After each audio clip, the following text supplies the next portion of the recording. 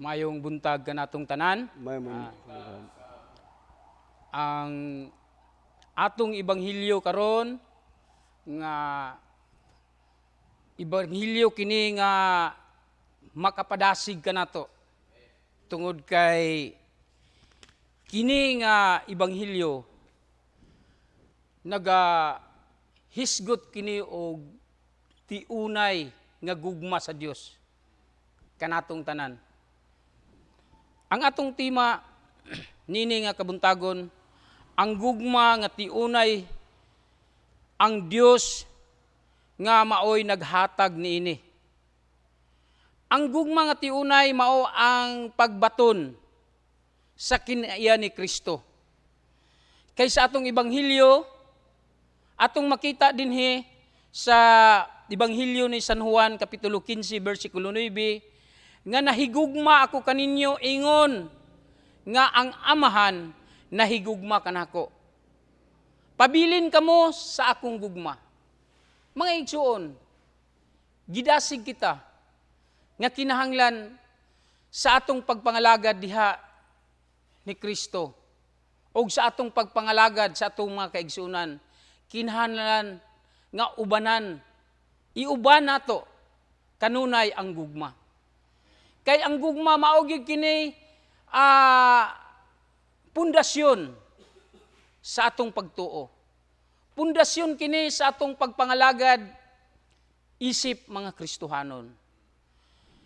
Sa iyang ingon diri sa Juan Kapitulo 15, versikulo 12, naghisgot kini og sugo. Dili lang gugma ang gihatag sa Ginoo, kundili duna sa gipauban niya nga sugo nga kinahanglan andam kita sa pagtuman niini. Unsa man kini nga sugo? Una, ang paghigugma. Ikaduha, ang paghatag sa iyang kinabuhi ngadto sa iyang mga higala. Mao kini mga igsoon nga sa atong pagkakristohanon, andam kita pagbuhat o pagsunod sa mga sugo nga gihatag kanato sa atong makagagahom nga Dios. Kay mao kini ang giya kanato isip mga Kristohanon sa pagbuhat, sa pagsunod o sa pagtuman sa iyang gisugo kanato. Mao kini nga sugo nga kinahanglan maghigugmaay kita. Mga igsuon, kung usa-usa kanato aduna kitay gugma sa atong isig katawo, dili ka makabuhat og daotan ngadto sa imong isig katawo. Tungod sa gugma. Apan mga igsuon, sukwahi. Kung ang imong gihuna-huna ang imo lamang kaugalingon, mao nang makabuhat ka og mga butang nga dili makapahimuot sa Dios. Ang imo ra nga katungod mo na yung giingon, ako ang matuman, dili ang Dios. Pero mga igsuon, before pa kita nga nahimugso niini nga kalibutan, ang Dios naglatid na kanato. Before pa kita nigawa sa taguangkan sa atong mga ginikanan, ang Dios nahibalo na kung unsa ang angay nimong buhaton, unsa ang mahitabo kanimo ugma. Wala ta nasayod nga ang usa ka bata na tao sa sabakan sa iyang ginikanan, wala ta nahibalo kung unsa ang dangatan niya ugma sa pagtubo na sa maong bata. Tungod kay ang Dios, tungod sa iyang pagagamhanan, nahibalaan na niya. Ningon siya sa iyang pulong nga bisan gani ang inyong buhok sa inyong ulo, maihap sa Ginoo. Kita makaihap ka ta? Dili. Tungod kita ta. Pero ang Dios, nahibalo na siya daan kung unsa ang mahitabo sa kalibutan. Kung unsa ang madawat sa usa ka tawo labi na kadtong tao nga nagsunod ug nagtuman sa kabubuton sa Dios. O katong tao sad nga nagdumili sa pagbuhat sa kabubuton sa Dios, aduna siya'y mahitabo nga dapat dili unta mahitabo sa iyang kinabuhi. Musa mga igsoon, gidasig kita nga sa atong pagtuman sa mga sugo sa Dios, kinahanglan pangayuo nato sa Dios nga giyahan kita sa matag adlaw sa atong kinabuhi. Giyahan kita sa mga butang nga angay natong pagabuhaton. Kay ang Dios lamang nasayod sa kinabuhi sa tao. Karon ni apata. Ugma wala ta masayod nga diha raday kita taman. Tungod sa gugma sa Dios, ningon siya sa iyang pulong sa Mateo 21:22, pangayo ka mo. Ang tanan mga butang diri sa kalibutan, akuha ka na. Busa, giningon siya nga, pangayo ka mo. Ihatag ko kaninyo, bisan unsa inyong pangayoon. Pinaagi lamang sa pagampo. Mo nang mga igsoon nga gidasig kita, nga sa atong pagkinabuhi nga Kristohanon, dili nato malimtan, nga muduol kita ngadto sa Dios. Musunod kita sa iyang mga sugo, mutuman kita sa iyang balaod, kay kana mao kana ang makaayo kanato. Mao kana ang maghatag kanatong giya ngadto sa dalan ngad paingon sa langit. Subo kayong palandungon nga adunay atong mga kaigsuunan nga gigiyahan na, gihatagan nagdalan aron pagsunod, pagbuhat sa maayo, apan gipili nila nga mutipas sila sa dalan aron manlaktod kay aron magdali. Pero mga igsuon, dili ginato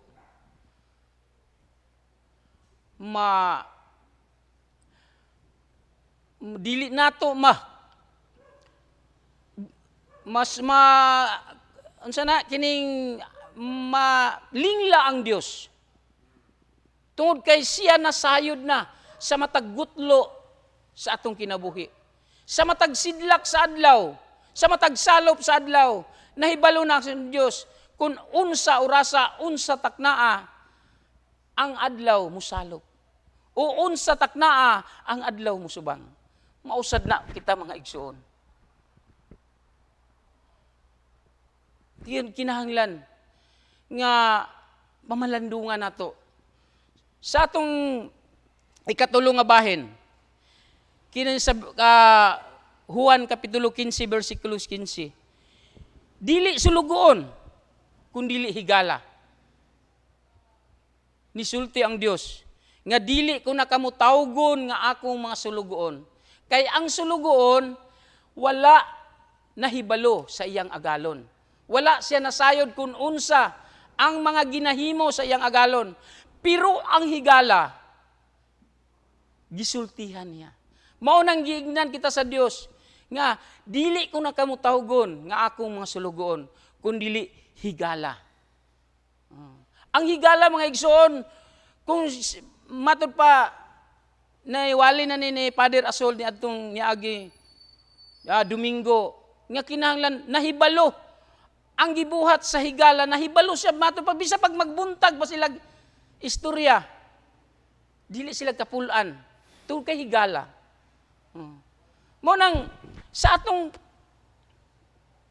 kaugalingon, mangayo ta sa Ginoo. Kay gisaaran naman ta nga higala nato ang Dios. Mo nang musulti sa niya kun unsay atong panginahanglan, mo istorya ta niya, Lord. Nagkinahanglan ko niini. Pero mga igsoon, makita sa Dios kung unsa ang motibo sa imong kasing-kasing. Lantawon sa Dios kung unsa ang anaa sulod sa imong kasing-kasing. Kay ang Dios nasayod sa tanan. Nasayod siya kung unsa ang anaa, ang motibo sa imong kasing-kasing. Andam ang Dios mutabang kanimo kun matinud-anon ka lang kaniya. Sa akong kinabuhi,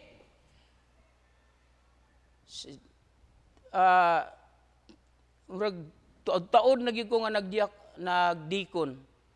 Dayon sa akong pagkadiakono, nakita na ko nga ang grasya sa Dios gihatag niya ang kinabuhi, ang kusog, ang tanan nadawat nako pinaagi sa tabang sa Ginoo. Sa panahon nga doon ako'y mga problema, gisulayan ako ang Dios. Nangayo ko niya. Wanang giingon ko nga, Lord, nagkinahanglan ko niini. Tungod sa atong pagkatawhanon bitaw mo rang pagkaingon ta nga mutuman ka ang Dios.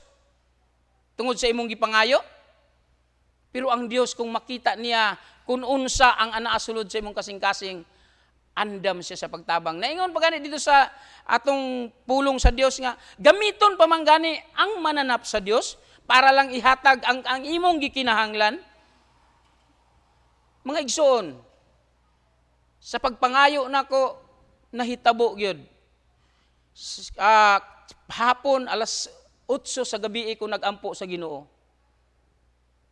Pagka sunod adlaw niabot dayon ang panalangin.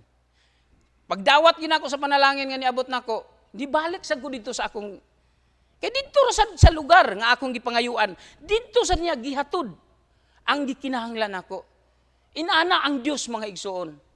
Busa dili ginato kalimtan nga kun higala na nato ang Dios, mangayo kita sa mga butang.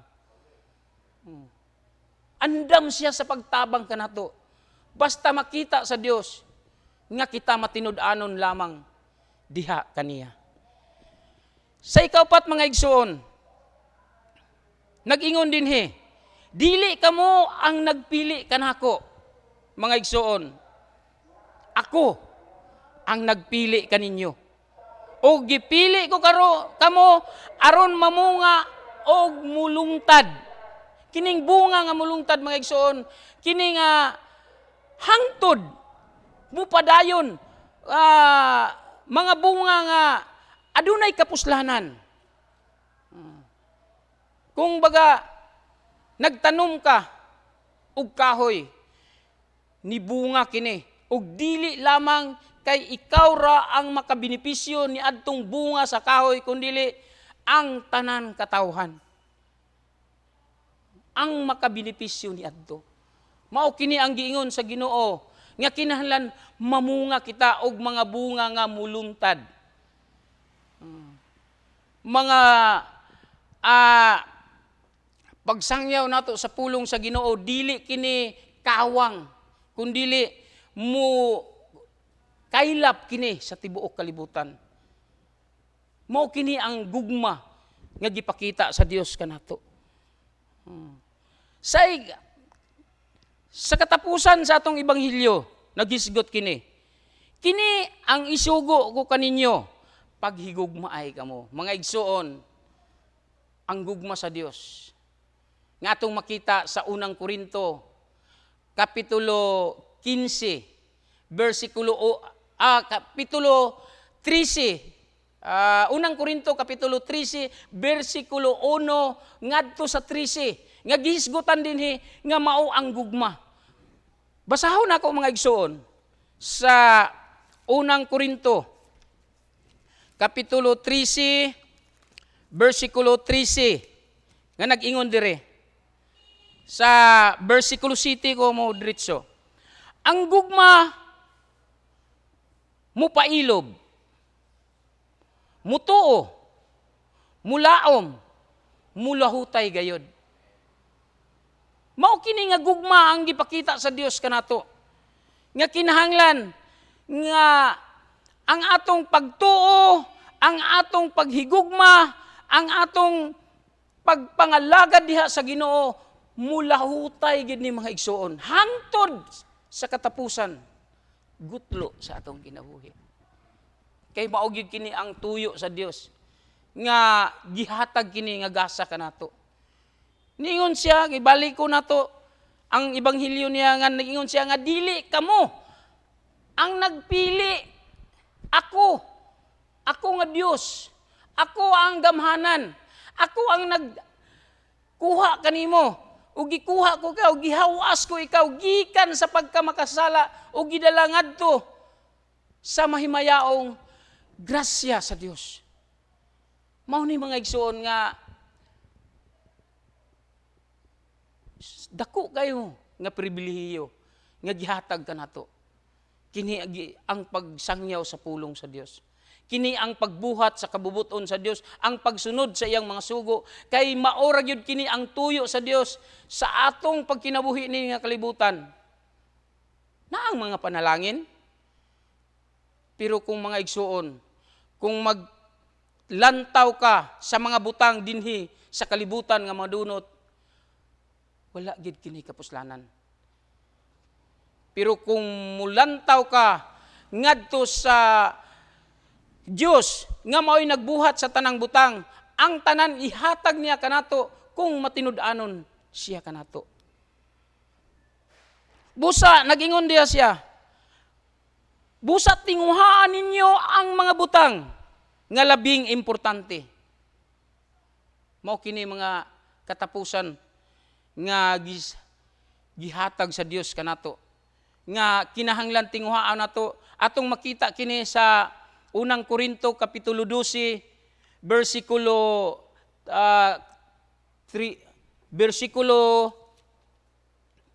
31. Busa tinguhaan ninyo ang mga hiyas nga labi pang importante. Apan ang labing maayo sa tanan mao kining musunod nga paagi nga kini ang gugma mga igsuon. Busa mga manahal na kong mga kaigsuonan, barog tindog kita. Atong ipakita sa Dios nga kita ni tuman ni sunod sa iyang mga sugo kanato, kay maura gyud kini ang tuyo sa Dios. Nga gibuhat ang tao aron lamang pagtuman sa iyang kabubuton. Maura gyud kini ang tuyo sa Dios. Nga kita magbuhat ug mutuman sa iyang mga sugo, kay ang Dios gugma. Ang Dios naghatag kanato og kadasig. Samara nga kita mga alagad sa Dios mubuhat ug mutuman sa kabubuton sa naghatag kanato katungod. Mao ang atong obispo. Pribilehiyo kini mga igsoon sa atong pagkinabuhi nga isip usa ka diakono nga magabuhat kita. Pari man kita o diakono, mutuman kita og musunod sa tanan nga gisugo sa Dios. Ug labi na sa authority sa atong obispo, kinahanglan sundon nato kini, kay mao gyud kini ang sugo sa Dios. Dili na mo naog ang Dios sa yuta para lang nga mao'y maggiya kanato. Naghatag siya og authority para sa paggiya, paghatag og kaangayan, paghatag og kining pagtudlo sa mga katawhan nga angayan gisaligan niya para mapalawig, mapalapad ang ibanghilyo ni Kristo. Og manghinaot ko mga igsuon, nga nining mga pagdasig, nining nga kabuntagon, aduna kitay pagtulunan, nga atong pamalandungan, hinumduman lang nato kini, nga kung wala ang Dios, wala gid kitay mahimo. Palihog, manindog.